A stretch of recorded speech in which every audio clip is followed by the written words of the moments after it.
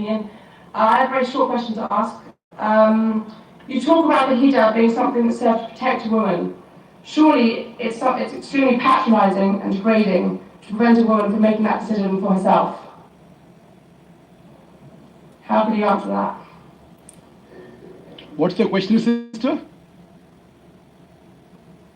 Can you repeat the question? I said, in your speech, you talk about the hijab being something that's there to protect a woman. But how is it not extremely patronising and degrading and not allowing a woman to make that decision herself?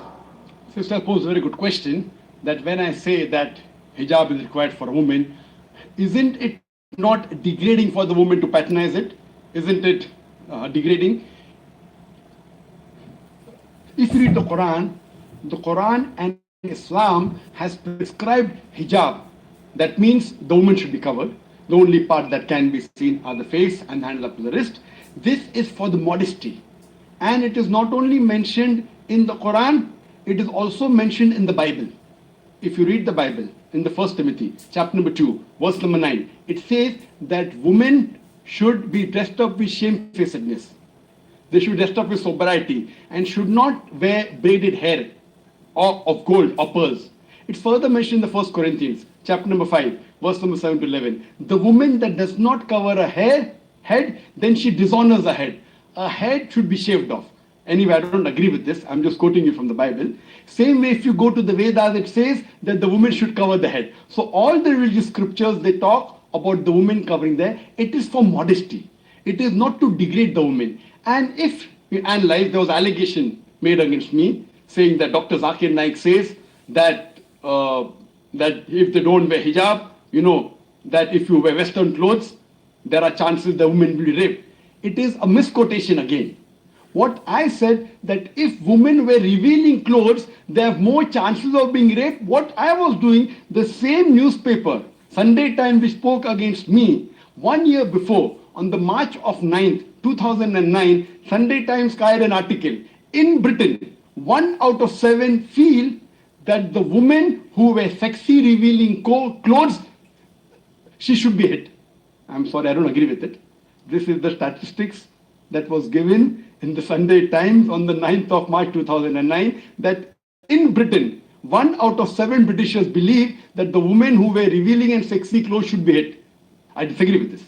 Furthermore, one more article came in 2005 in the same newspaper, Sunday Times. It said that 26% of the Britishers, they feel that wearing revealing clothes is partially or totally responsible for the rape.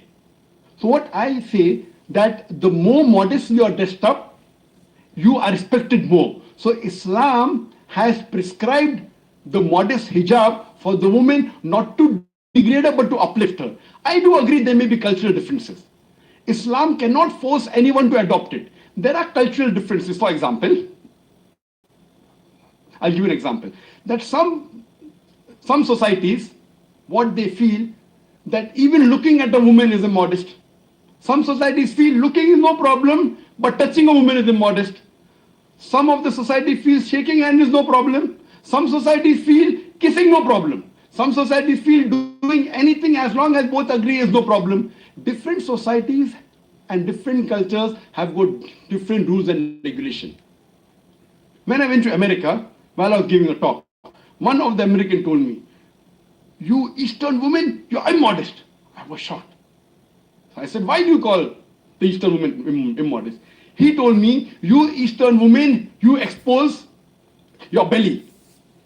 So in America and Western country, exposing belly is immodesty. In India, exposing belly is not immodesty, wearing shorts is immodesty. So what I've realized, sister, there's different culture, there's different system.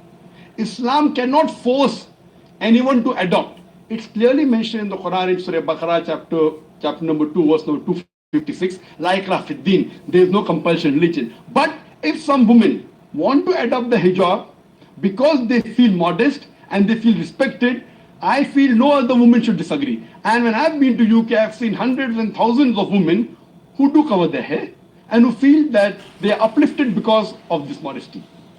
Hope that answers the question.